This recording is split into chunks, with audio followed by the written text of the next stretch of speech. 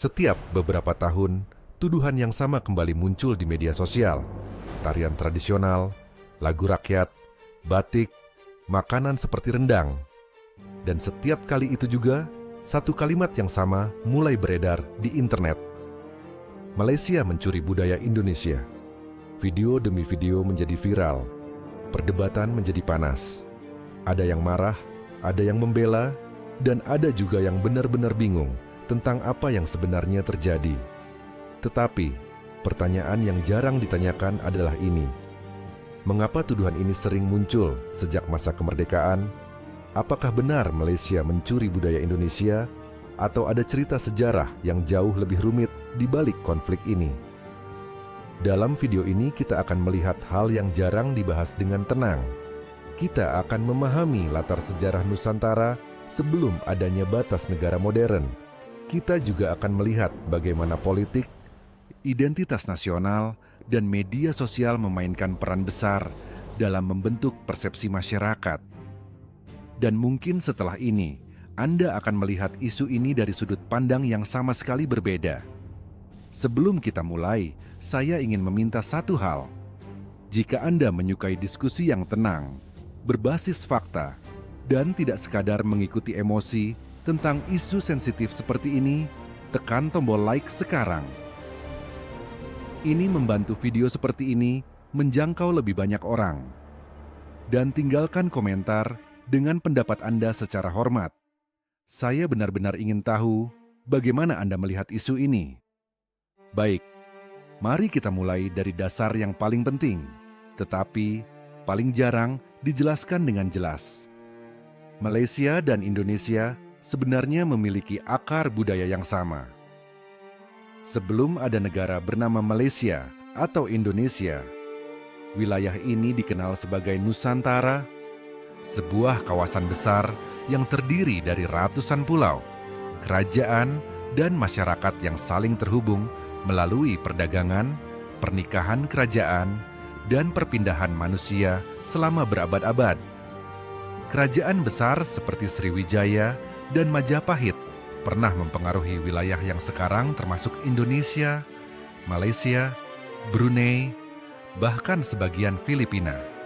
Pada masa itu budaya tidak bergerak mengikuti batas negara karena batas negara belum ada. Pedagang membawa bahasa, para perantau membawa makanan, seniman membawa tarian dan musik. Budaya bergerak bersama manusia. Sekarang saya ingin bertanya satu pertanyaan yang sangat penting. Jika suatu budaya sudah ada ratusan tahun sebelum terbentuknya negara modern, apakah budaya itu benar-benar bisa menjadi milik eksklusif satu negara saja? Pertanyaan ini mungkin terlihat sederhana, tetapi jawabannya sebenarnya sangat kompleks. Ketika kita memasuki abad ke-20, situasinya mulai berubah. Indonesia merdeka pada tahun 1945. Malaysia merdeka pada tahun 1957. Kedua negara yang baru merdeka ini menghadapi tantangan yang sama. Mereka harus membangun identitas nasional. Mereka harus menentukan simbol budaya apa yang akan mewakili negara mereka. Indonesia adalah negara yang sangat besar dengan lebih dari 17.000 pulau dan ratusan kelompok etnis. Karena itu identitas nasional Indonesia dibangun di atas konsep keberagaman budaya yang disatukan dalam satu negara. Malaysia membangun identitasnya dengan menekankan warisan Melayu sebagai salah satu komponen utama budaya nasional, bersama dengan keberagaman etnis lain seperti Tionghoa dan India, yang juga menjadi bagian dari masyarakat Malaysia. Masalah mulai muncul ketika unsur budaya yang sebenarnya ada di kedua wilayah mulai dipromosikan sebagai simbol nasional oleh salah satu negara tanpa penjelasan konteks sejarah yang lengkap. Contohnya, batik. Ketika orang menyebut batik, banyak yang langsung mengaitkannya dengan Indonesia, khususnya Jawa. Dan memang benar, Indonesia memiliki tradisi batik yang sangat kuat dan terkenal di seluruh dunia. Tetapi teknik pembuatan batik juga telah lama ada di Kelantan dan Terengganu di Malaysia dengan motif dan gaya yang berbeda. Ketika Malaysia mempromosikan batik sebagai bagian dari warisan budaya negara, sebagian masyarakat Indonesia melihatnya sebagai upaya mengambil sesuatu yang mereka anggap sebagai simbol nasional mereka. Hal yang sama juga pernah terjadi dengan beberapa tarian tradisional dan lagu rakyat yang sebenarnya memiliki akar sejarah yang melintasi wilayah Nusantara. Mari kita lihat contoh yang sangat menarik. Rendang. Rendang sering dianggap sebagai makanan ikonik Indonesia yang berasal dari masyarakat Minangkabau di Sumatera Barat. Tetapi sejarah masyarakat Minangkabau juga melibatkan migrasi besar ke wilayah yang sekarang dikenal sebagai Negeri Sembilan di Malaysia sejak abad ke-15. Mereka membawa adat, bahasa, dan juga makanan mereka. Jadi, jika rendang dimasak oleh masyarakat Minangkabau di Negeri Sembilan selama ratusan tahun, apakah rendang di Malaysia menjadi tidak sah hanya karena batas negara modern ada hari ini? Inilah salah satu kesalahpahaman besar dalam perbincangan tentang budaya. Budaya tidak lahir dalam kotak batas negara. Di budaya bergerak bersama manusia.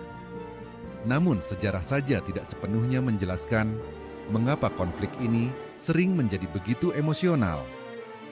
Disinilah faktor kedua memainkan peran besar, yaitu politik dan nasionalisme. Setiap negara memiliki kebanggaan nasionalnya sendiri. Ketika sebuah simbol budaya dianggap mewakili identitas negara, ia menjadi lebih dari sekadar seni atau makanan. Ia menjadi simbol harga diri dan sejarah bangsa. Ketika ada persepsi bahwa simbol itu diambil oleh negara lain, reaksi emosional menjadi sangat kuat. Di masa lalu, isu seperti ini mungkin hanya dibahas di kalangan akademisi atau sejarawan.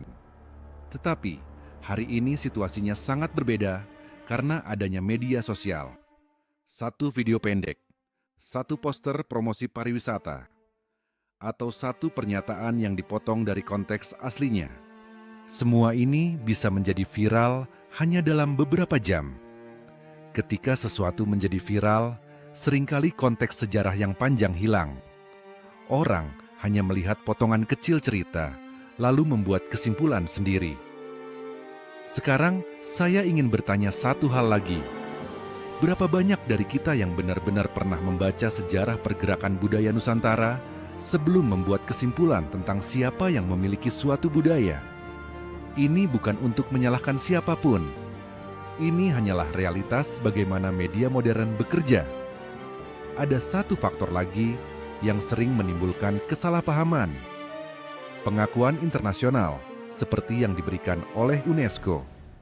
Ketika suatu negara mendaftarkan elemen budaya ke UNESCO sebagai warisan budaya, banyak orang menganggap negara tersebut memiliki budaya itu secara eksklusif. Padahal sebenarnya sistem UNESCO tidak bekerja seperti itu. UNESCO mengakui budaya sebagai warisan umat manusia. Bahkan dalam banyak kasus, satu elemen budaya bisa didaftarkan bersama oleh beberapa negara jika sejarahnya saling berkaitan. Contohnya, pakaian tradisional kebaya yang sekarang diakui melalui kerja sama beberapa negara Asia Tenggara. Ini menunjukkan bahwa pendekatan kerjasama sebenarnya jauh lebih sesuai untuk budaya yang memiliki akar sejarah bersama. Sekarang, kita kembali ke pertanyaan utama yang sering muncul di internet. Mengapa tuduhan bahwa Malaysia mencuri budaya lebih sering terdengar dari Indonesia dibandingkan sebaliknya? Sebagian jawabannya berkaitan dengan skala dan narasi nasional. Indonesia adalah negara dengan lebih dari 270 juta penduduk dan memiliki kekayaan budaya yang sangat besar. Ketika suatu elemen budaya yang populer dianggap berasal dari Indonesia, sensitivitas terhadap pengakuan budaya menjadi sangat tinggi.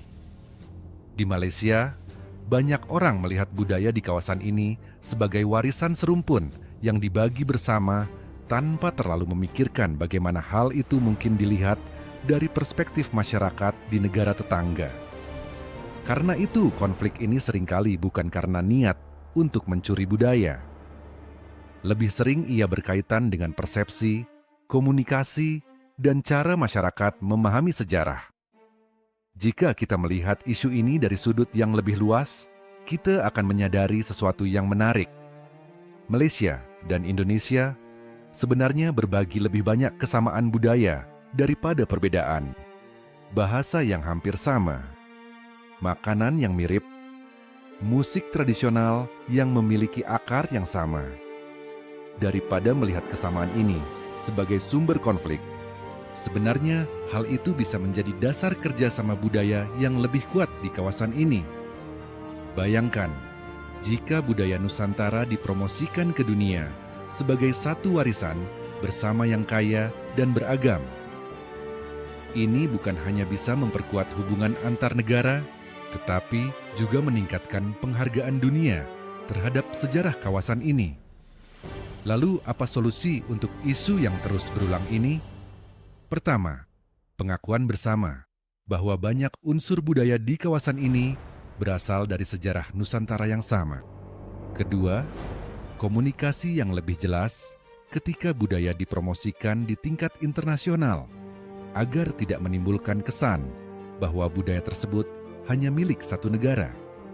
Ketiga, pendidikan sejarah yang lebih mendalam agar generasi muda memahami bahwa batas negara modern tidak selalu mencerminkan batas budaya yang sebenarnya. Sekarang, mari kita ringkas apa yang telah kita bahas. Pertama, budaya Nusantara sudah ada jauh sebelum Malaysia dan Indonesia menjadi negara modern.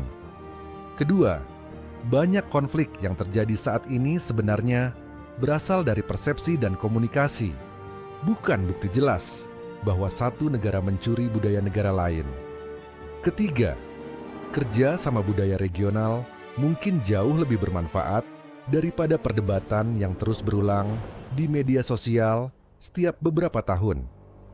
Dan pada akhirnya, mungkin pertanyaan sebenarnya bukanlah siapa yang sepenuhnya memiliki budaya ini, tetapi siapa yang menghargai, menjaga, dan memastikan budaya itu tetap hidup untuk generasi mendatang.